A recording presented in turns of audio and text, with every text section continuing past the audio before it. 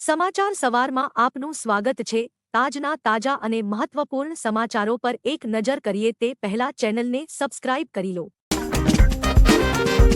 રાજ્યમાં વરસાદી માહોલ વચ્ચે આજથી 4 જુલાઈ સુધી વરસાદની મોટી આગાહી। ગુજરાતમાં હાલ ચોમાસું સાર્વત્રિક રીતે વરસી રહ્યું છે, સાથે જ અનેક સ્થળોએ હળવોથી મધ્યમ વરસાદ વરસ્યો છે। ત્યારે હવામાન વિભાગે આજથી 4 જુલાઈ સુધી રાજ્યમાં ભારે વરસાદની આગાહી કરી છે। જ મુજબ નવસારી અને વલસાડમાં ભારે વરસાદની શક્યતા છે, જ્યારે કચ્છ અને મોરબી, જામનગર અને દેવભૂમિ દ્વારકા, રાજકોટ અને પોરબંદર, જૂનાગઢ અને ગીર સોમનાથ, અમરેલી અને ભાવનગર, બોટાદ અને સુરેન્દ્રનગર, અમદાવાદ અને ગાંધીનગર, મહેસાણા અને પાટણ, બનાસકાંઠા અને સાબરકાંઠા, અરવલ્લી અને ખેડા, મહીસાગર અને આણંદ, પંચમહાલ અને દાહોદ, છોટા ઉદેપુર અને વડોદરા, નર્મદા અને ભરૂચ તથા સુરત, તાપી અને ડાંગ જિલ્લામાં હળવોથી મધ્યમ વરસાદ થઈ શકે છે। કપાસના મહત્તમ ભાવ ₹7,900 રહ્યા। હાલ ચોમાસાની સિઝન શરૂ થઈ છે કે ત્યારે એપીએમસીમાં ભાવ પર ખેડૂતોની નજર હોય છે। તમને જણાવી દઈએ કે ગઈકાલે રાજકોટ એપીએમસીમાં કપાસના મહત્તમ ભાવ ₹4,000 થી ₹7,900 ની વચ્ચે રહ્યા હતા। મગફળીના ભાવ ₹3,000 થી ₹6,925 વચ્ચે રહ્યા હતા। પેડી ચોખાના ભાવ ₹1,640 થી ₹3,500 ની વચ્ચે રહ્યા હતા। ઘઉંના ભાવ ₹2,250 થી ₹3,200 ની વચ્ચે રહ્યા હતા। કચ્છમાંથી રાજાશાહી સમયનો ખજાનો મળ્યો। કચ્છમાંથી રાજાશાહી સમયનો ખજાનો મળી આવ્યો છે। મહાકાય પિટારામાંથી કિંમતી વસ્તુઓ મળી આવી છે। કચ્છના ભુજ હોમગાર્ડ કચેરીમાંથી મળેલા ખજાનામાંથી ચાંદીના આભૂષણો તથા અન્ય એન્ટિક વસ્તુઓ સાથે હાથીની પ્રતિમા અને હથિયારો મળી આવ્યા છે। આ ખજાનો સંબંધિત વિભાગને સોંપવામાં આવ્યો છે। પ્રાથમિક તપાસ કરતા ભૂકંપ સમય આ વસ્તુઓ જમા કરાવવામાં આવી હોઈ શકે તેમ પ્રતીત થાય છે। પાળિયાદમાં 1100 વીઘા ગૌચર જમીન પર ખડકાયેલા કાચા પાકા દબાણો હટાવાશે। સરકારી જમીનમાં મકાનો ખડકી દીધા હતા। બોટાદના પાળિયાદ ગામે અંદાજે 178 દબાણકર્તાઓએ એક યા બીજી રીતે 1100 વીઘા ગૌચરની જમીન પર કરેલા ગેરકાયદે કાચા પાકા દબાણોને પાળિયાદ ગ્રામ પંચાયતે દૂર કરી સરકારી જમીન ખુલ્લી કરવા હેતુ મેગા ડિમોલેશન હાથ ધરવામાં આવ્યું હતું, જેમાં પહેલા દિવસે જ ગ્રામ પંચાયત દ્વારા એકસાથે 150 વીઘા વિશાળ જમીન પરથી દબાણો હટાવ્યા હતા। બીજી તરફ આટલી વિશાળ સરકારી જમીન પરથી દબાણો હટાવવાની સંભવત આ પ્રથમ ઘટના હોવાનું અનુમાન છે।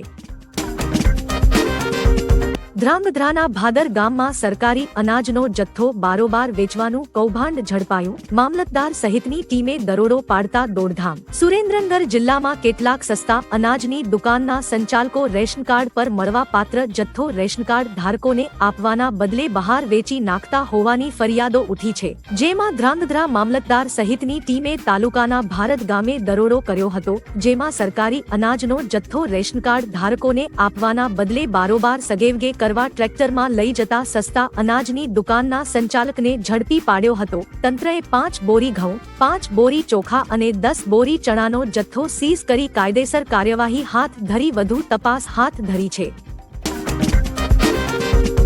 કોલેરાથી 5ના મોત થતા આરોગ્ય વિભાગ એક્શનમાં। રાજકોટના ઉપલેટામાં કોલેરાથી 5 લોકોના મોત થતા આરોગ્ય વિભાગ એક્શનમાં આવ્યું છે। આરોગ્ય વિભાગે 37 ટીમ બનાવી 10 કિમીના આસપાસના ગામોમાં તપાસ હાથ ધરી છે। તપાસ દરમિયાન 7 ફેક્ટરીમાંથી કોલેરા અને ઝાડા ઉલટીના કુલ 47 કેસ મળી આવ્યા। તેમની સામે ઇન્ડસ્ટ્રીયલ સેફ્ટી એક્ટ હેઠળ કાર્યવાહી હાથ ધરવામાં આવી છે। સ્વચ્છતા અને સફાઈ સહિતના મુદ્દે નોટિસ આપી છે। જીઓ અને એરટેલે રિચાર્જ પ્લાન મોંઘા કર્યા। દેશની સૌથી મોટી ટેલિકોમ કંપનીઓ જીઓ અને એરટેલે તેના રિચાર્જ પ્લાનમાં ફેરફાર કર્યો છે। હવે યુઝર્સને ડેટા અને કોલિંગ માટેનું રિચાર્જ મોંઘું પડશે। પહેલા જીઓના જે પ્લાન 28 દિનની વેલિડિટી સાથે ₹240માં મળતો તે હવે ₹299માં મળશે। તો જીઓ બાદ હવે એરટેલ કંપનીએ તેના રિચાર્જ પ્લાનમાં ફેરફાર કર્યા છે। દેશની બીજા નંબરની ટેલિકોમ કંપનીએ તેના ટેરિફ પ્લાનમાં ફેરફાર કરી વપરાશકર્તા યુઝર્સને ઝટકો આપ્યો। એરટેલે તેના ટેરિફમાં 10 થી 21% વધારો કર્યો છે। નવા પ્લાન મુજબ ₹180નો પ્લાન હવે ₹199માં ઉપલબ્ધ થશે। જીઓ અને એરટેલના નવા પ્લાન 3 જુલાઈથી અમલી બનશે। 2.62 લાખ ખેડૂતોને પીએમ કિસાન યોજનાનો હપ્તો નહીં મળે. ગુજરાતના 2.62 લાખ ખેડૂતોના ખાતામાં પીએમ કિસાન યોજનાનો હપ્તો નહીં આવે. સરકારે પીએમ કિસાન યોજનામાં ખોટી રીતે લાભ લેતા ખેડૂતોની બાદબાકી કરી છે. રાજ્યમાં આવા કુલ 2.62 લાખ ખેડૂતો નીકળ્યા છે. પ્રધાનમંત્રી કિસાન સન્માન નિધિ યોજના હેઠળ પાત્ર ખેડૂત પરિવારોને વાર્ષિક 6,000ની નાણાકીય સહાય 2,000 રૂપિયાના 3 હપ્તામાં ચૂકવવામાં આવે છે. વરસાદ સામે ગુજરાત તૈયાર. ગુજરાતના લોકો વરસાદમાં સલામત રહે તે માટે એનડીઆરએફની કુલ 8 ટીમો રવાના થઈ ગઈ છે. ગીર સોમનાથ જિલ્લામાં એનડીઆરએફની એક ટીમ પહોંચી ગઈ છે. કમાન્ડર સહિત 30 જવાનો ટીમમાં છે. ઉનાના દેલવાડા સાયક્લોન સેન્ટર ખાતે ટીમ તૈનાત છે. 4 બોટ, લાઈફ જેકેટ અને દોરડા સહિતની વસ્તુઓ તેમની સાથે છે. બીજી તરફ ગુજરાતમાં ગાજવીજ સાથે હળવાથી મધ્યમ વરસાદની સંભાવના વ્યક્ત કરવામાં આવી છે.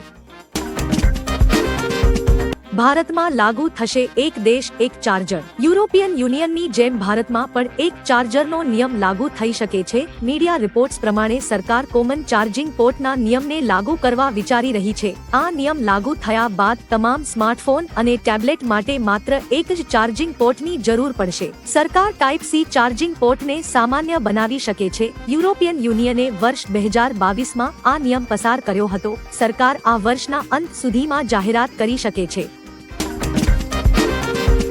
મુખ્યમંત્રી એક્શનમાં, વધુ એક અધિકારી ઘર ભેગા. મુખ્યમંત્રી ભૂપેન્દ્ર પટેલે અધિકારીઓને વોર્નિંગ આપ્યા બાદ એક્શન શરૂ કરી છે. થોડા દિવસ પહેલા એક અધિકારીને ઘર ભેગા કર્યા બાદ વધુ એક ભ્રષ્ટ અધિકારીને ઘરે બેસાડી દીધા છે. ખાતાકીય તપાસના રિપોર્ટ બાદ સહકારી મંડળીઓના સંયુક્ત રજિસ્ટ્રાર મનોજ લોખંડેની હકાલપટ્ટી કરાઈ છે. હોદ્દાનો દુરુપયોગ કરીને ગેરરીતિ આચરી હોવાની ફરિયાદ બાદ એક્શન લેવાયું છે. પહેલા પણ તેમના પર લાંચનો કેસ થયો હતો.